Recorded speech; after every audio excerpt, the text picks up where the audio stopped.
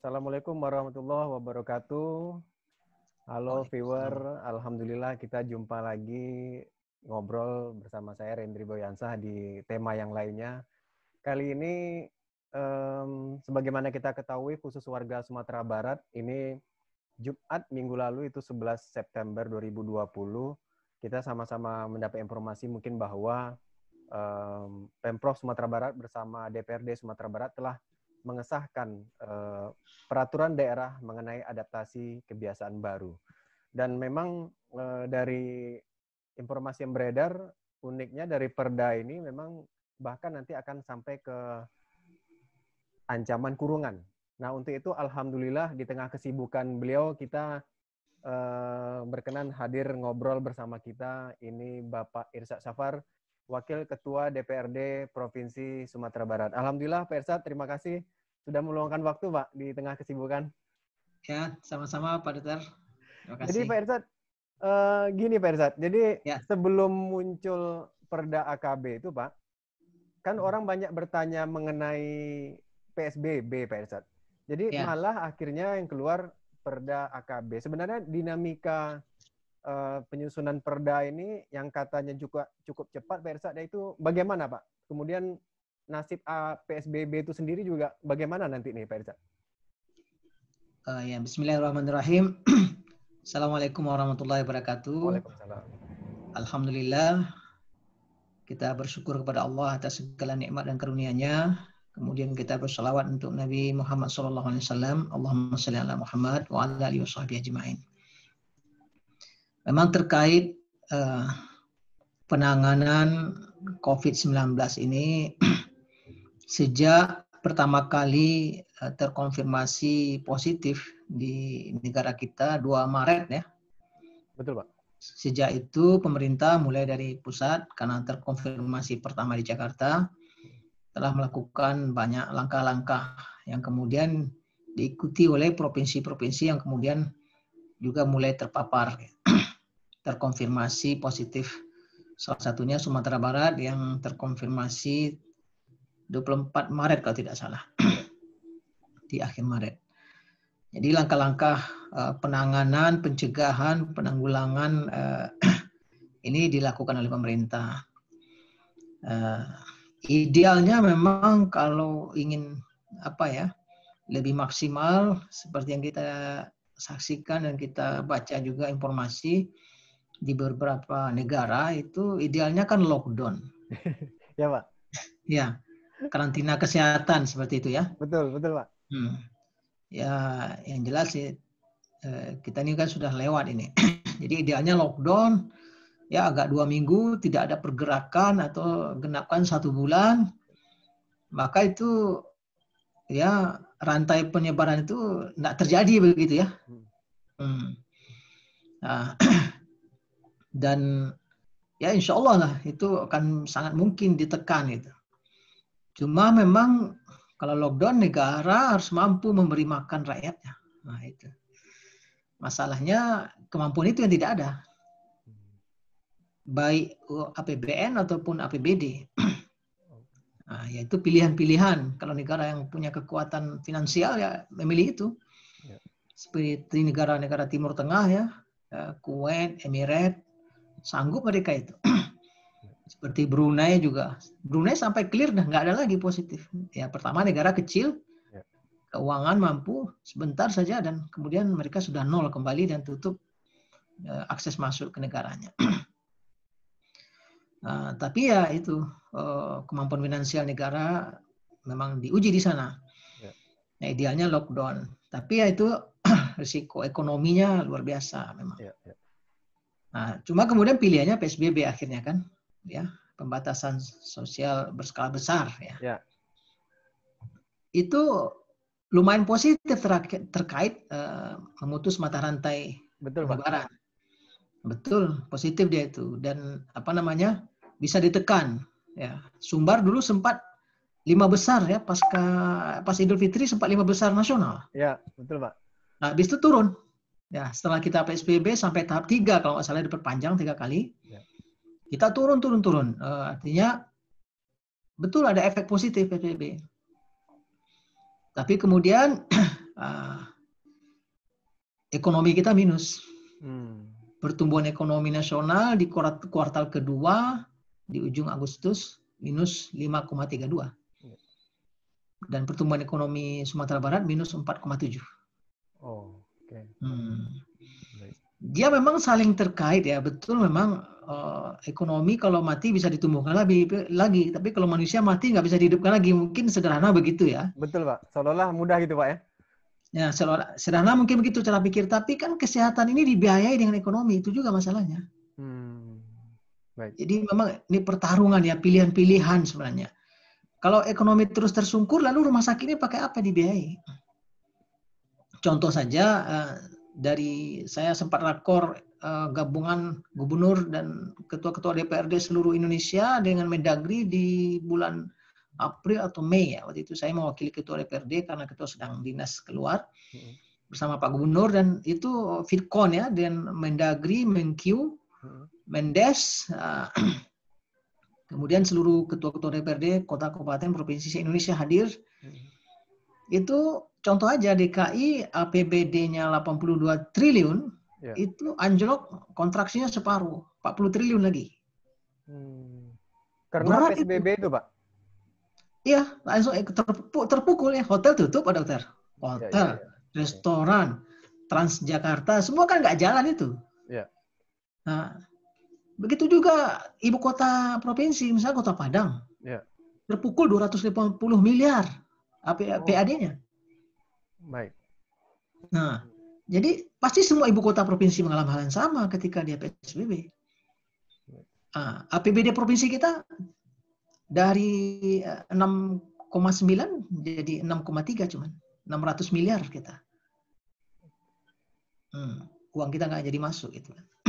Jadi itu pilihan sebenarnya. PSBB mampu menekan jadi rendah, terkonfirmasi positif, tapi ya ekonomi kita anjlok. Begitu. Nah, jadi dua hal yang memang harus disandingkan gimana ini kan. Maka akhirnya baru muncul Perda AKB ini gitu Pak Irsad.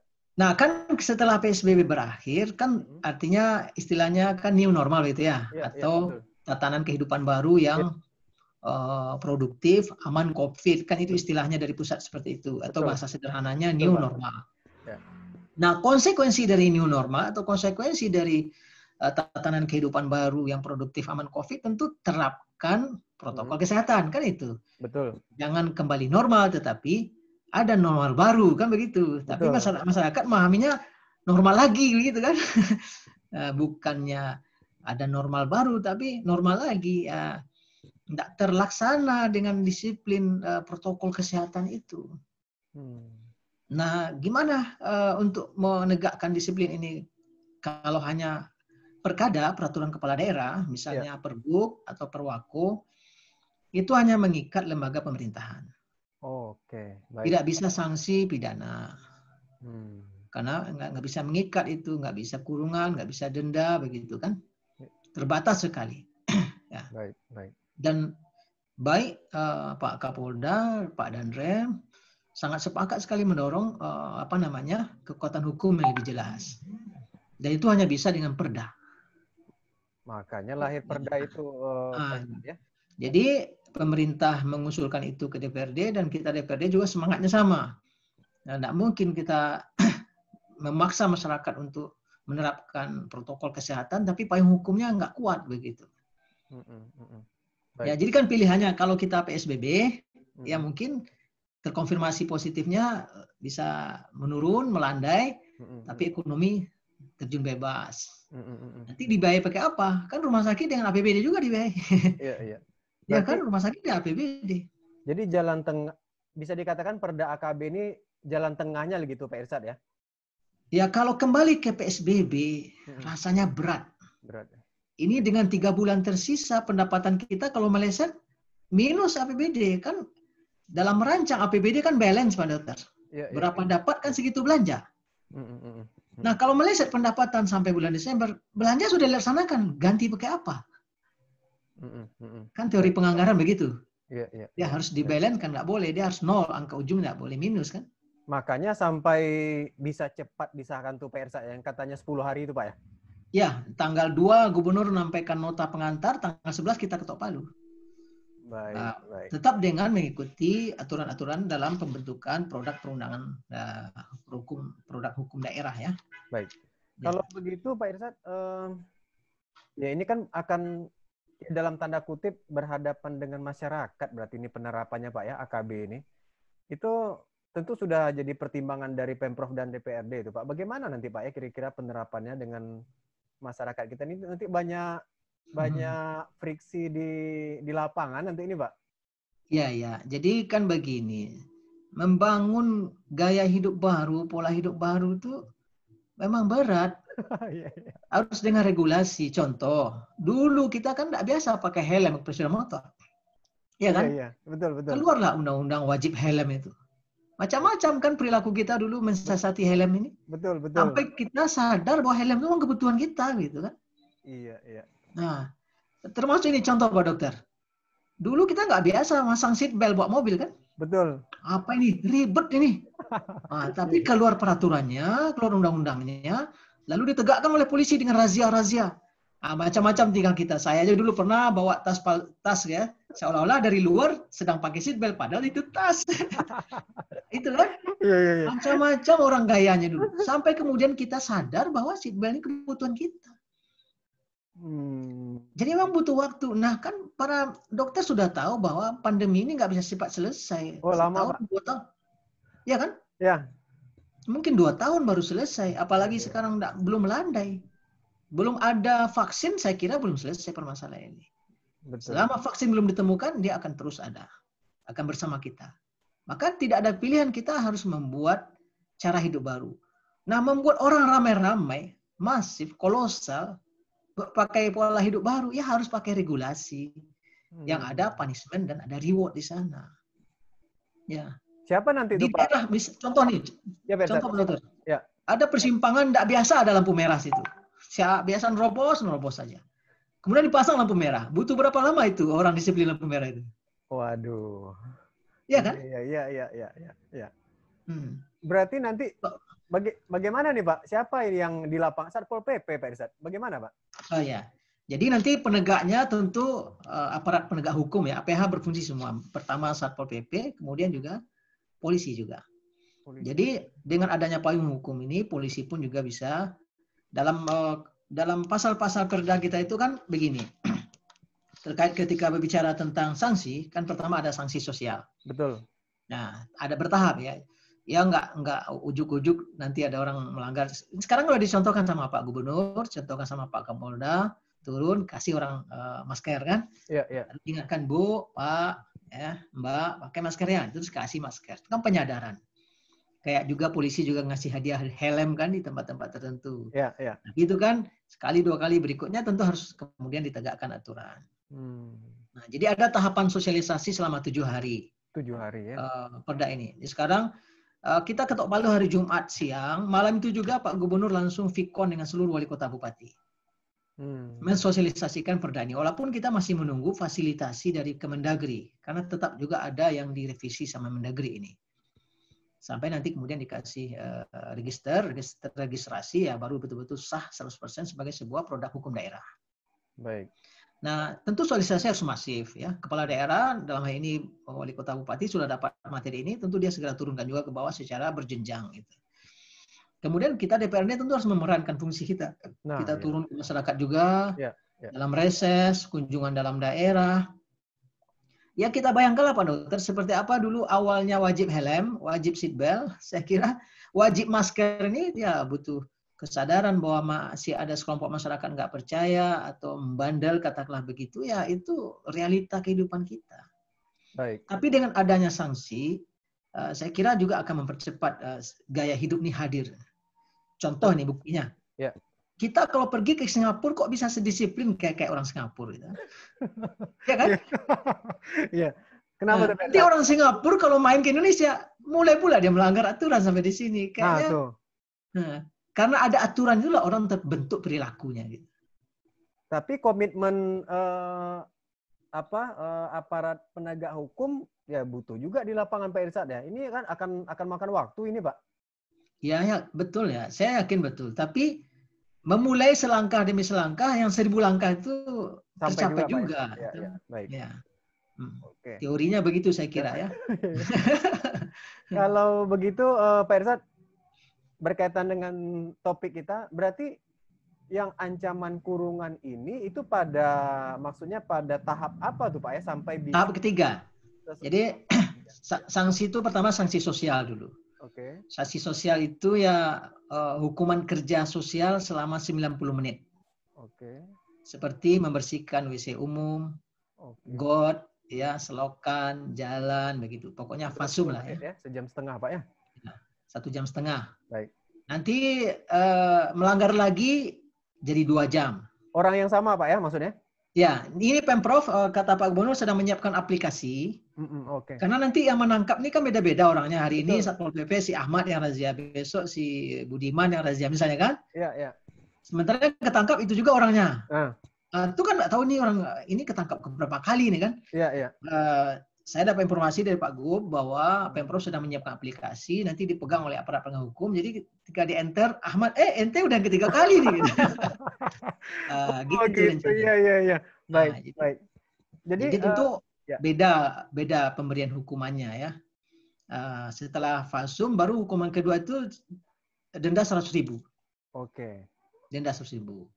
Tentu juga bisa tawar-menawar saya kira penegak hukum maksud dalam tawar-menawar begini. Jadi semangatnya kan pertama efek jera, kedua memang membangun kesadaran bersama. Itu kalau tidak pakai regulasi yang ada punishment dan reward itu susah, butuh waktu panjang. Kalau hanya sukarela Pak Dokter, saya kira siapa sih sukarela kalau hal begini kan? Kita udah lihat berapa video yang carut-marut petugas di pencarian itu kan. Betul Pak. Ya kita maklumi masyarakat segitulah dia baru pahamnya begitu. Berarti setelah sanksi sosial, administrasi, baru ancaman kurungan, Pak? Begitu, Pak? Baru tindakan polisional. Bisa polisi melakukan itu. Ya, tapi itu maksimal juga, 2 hari. Juga untuk berapa hari, Pak Izzat? Maksimal 2 hari. Oh, maksimal 2 hari. Kemarinnya awalnya itu 3 hari kita berdebat juga di DPRD kan. Ya kita kan ingin menyusahkan masyarakat, tidak ada maksud itu. Iya. Tujuannya bukan itu Pak ya gitu ya? Bukan itu maksudnya, karena tidak ada maksudnya melindungi masyarakat nih. Tujuan dari Perda ini melindungi masyarakat agar jangan dia terpapar. Yang kedua melindungi yang sudah terpapar jangan memapar yang lain kan begitu. Betul. Jadi makanya ini dibuat. Jadi maksudnya bukan menyusahkan. Betul. Nanti kan kalau dia ke tahapan persidangan hakim tunggal ini, tentu dia juga semangatnya adalah mengayomi. Udah coba dikurung dulu 5 jam gitu kan. Kan maksimalnya 2 hari. Oh begitu. Bisa jadi dia 2 jam dulu. Masuk kurang 2 jam gitu kan. Oh begitu Pak Irsad ya. Nanti hakimnya kan hakim tunggal itu. Hakim tunggal maksudnya menjatuhkan vonis di tempat maksudnya Pak? Iya, Pak, mekanisme yang teknisnya saya tidak tahu. Itu kan nanti aparat penegak hukum kita membuat klausul-klausul seperti itu maksimal 2 hari, tapi bisa saja setengah hari itu kan masih masuk dalam kata maksimal kan? Oke, itu dalam maksimal maksudnya. Dilihat situasi orang yang juga divonis tadi. Baik. Lalu Pak Irsad, saya juga dapat informasi pelaku usaha juga ada risiko kena. Ini maksudnya gimana Pak? Nah, jadi ya betul. Jadi penegakan protokol kesehatan itu menjadi kewajiban masyarakat secara personal, juga pelaku usaha. Orang punya restoran nggak boleh dilarang dilarang membuka restoran. Mesti boleh buka restoran, boleh buka hotel, buka usaha silakan karena ekonomi mesti bergerak. Tapi tegakkan protokol kesehatan di tempat kita berusaha. Jadi berarti sediakan tempat cuci tangan, hand sanitizer, petugasnya semua mesti bermasker. Kita kan risih pergi ke restoran, semua yang menghidang nggak pakai masker. Wah, gimana ini dropletnya? Sambil ngomong nyanduk samba begitu Pak Dokter, gimana kan? Nggak jadi belanja kita, pulang kita lagi. Oke, baik. Ya, jadi maka semua pelaku usaha silakan pakai masker, laksanakan protokol kesehatan dan usahanya jalan. Dan kalau melanggar bisa kena nanti ancaman. Dia ada juga tahapan, mulai dari sanksi awal sosial, teguran lisan, tulisan, bertahap itu sampai nanti pencabutan izin kan begitu. Itu udah tahapan yang tinggi sekali. Nah, seperti itu. Jadi sekali lagi tujuan dari Perda ini justru untuk melindungi masyarakat, pelaku usaha juga mau dilindungi jangan terpapar. Kalau ada yang sudah terpapar, tidak ada alasan saya nggak mau isolasi. Dia akan dijemput oleh polisi untuk isolasi, begitu juga. Yang sudah positif, kalau memang harus dikarantina seperti itu. Berarti pelaku usaha juga ada resiko ancaman kurungan atau denda tadi, Pak Irsad ya? Ya, denda lebih besar yang usaha itu kan, sampai 15 juta maksimal. 15 juta maksimal. Ya. Baik, baik. Kalau begitu, kalau saya lihat Pak, katanya ada analisis epidemiologi, sistem kesehatan dan tingkat kepatuhan itu dalam menyusun ini Pak, ada analisis itu. Itu berarti DPRD dan Pemprov ada mendatangkan apa Pak? Tim ahli atau narasumber dalam menyusun ini bagaimana tuh Pak Irsad? Ya, pertama kan memang Ramperda ini dirancang dulu oleh Pemprov karena ini memang tidak inisiatif DPRD. Awalnya kita diskusi dengan Pak Gubernur, pimpinan DPRD, anggota DPRD juga. Pak Gubernur juga mengatakan pilihan ini mau inisiatif DPRD oke, mau Pemprov yang ngerjakan draft awal silakan. Akhirnya kita sepakat jajaran pimpinan DPRD dan pimpinan alat-alat kelengkapan dari Pemprov sajalah karena Pemprov sudah menggelutinya sejak awal kasus ini positif ada. Jadi bahan lebih lengkap, pengalaman lapangannya sudah tersedia, jadi naskah akademik juga lebih mudah. Nah, tentu ketika perancangan naskah akademik, tentu pemerintah provinsi sudah berkonsultasi ke para ahli gitu kan. Ya.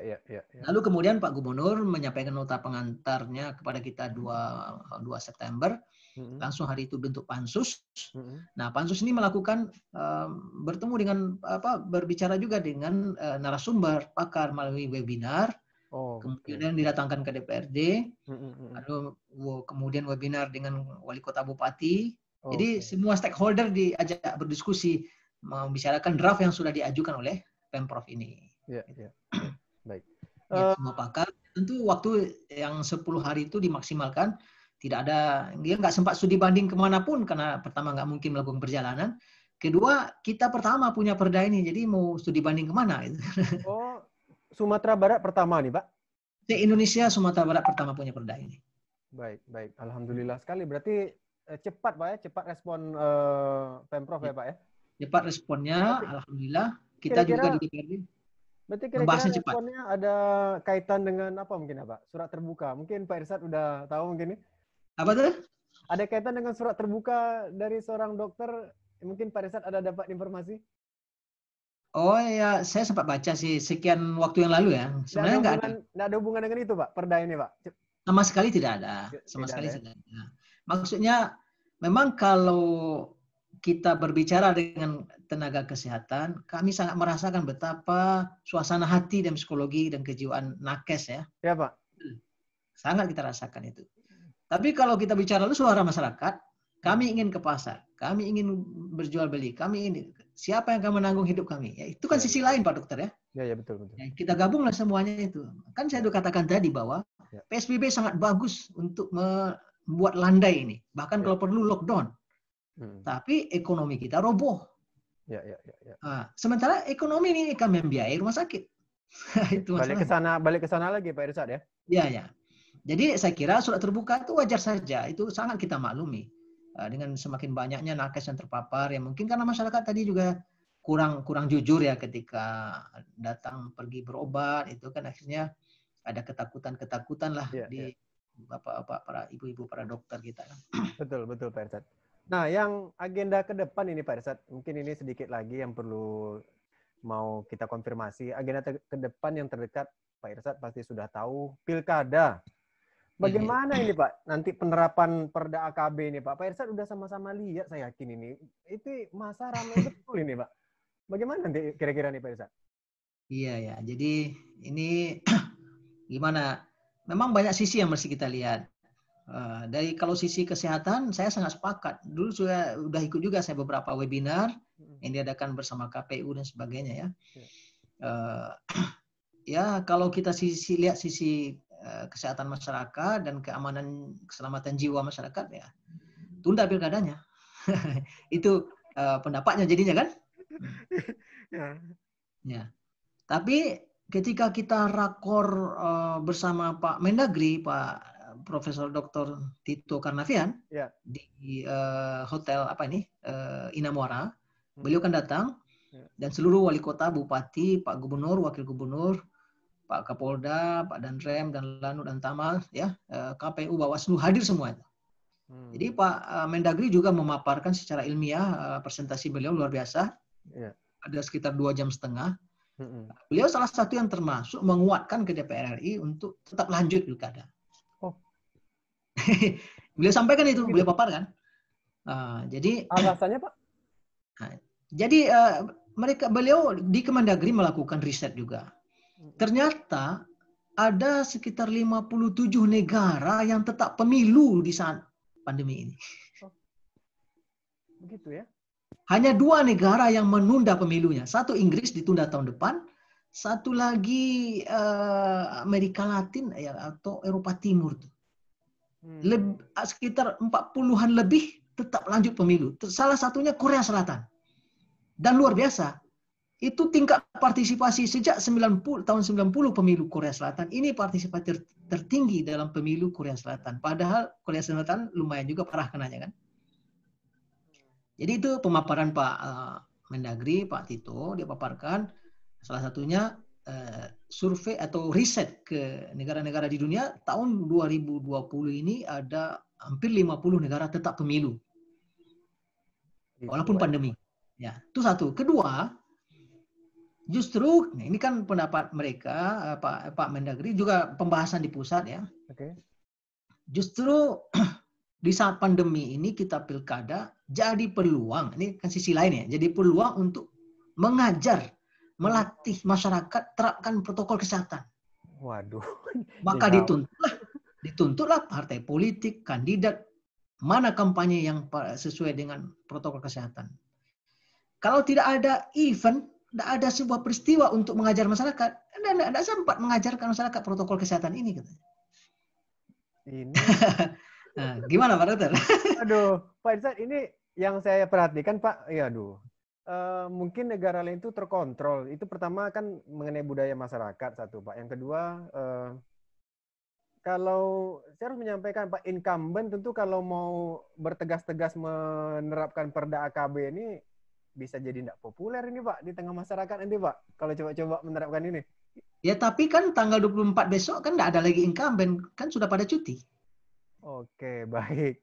Tanggal 24 September KPU tanggal 23 tetapkan sahkan pasangan calon, tanggal 24 pengumuman dan nomor sudah cuti semua pejabat. Nggak ada lagi incumbent. Oh, begitu ya. Baik. Nah, udah keluar dari rumah dinas dan ditunjuk wali kota PLT, bupati PLT. Baik, berarti kita tidak perlu khawatir lah Pak ya bahwa ada rasa ragu bahwa PLT mungkin menerapkan aturan ini, begitu Pak ya? Tentu PLT akan terapkan peraturan ini. Kan dia menjadi amanah di pundaknya itu ya. Ya. Itu kan sisi lain Pak Dokter yang ingin saya sampaikan. Betul, kalau sisi kesehatan, ya saya batal semua Pak ya? Hah? Kalau sisi kesehatan bisa batal semua Pak ya? Tunda gitu kan. Cuma kemarin pemaparan dari Pak Tito juga karena penelitian pakar-pakar pandemi dan epidemiologi ini, pandemi ini 2 tahun ini belum selesai, lalu ditunda kapan pilkadanya? Januari gubernur sudah habis jabatannya, Februari awal. Oke. 4 hari setelah itu wali kota bupati sudah habis jabatannya. Oh.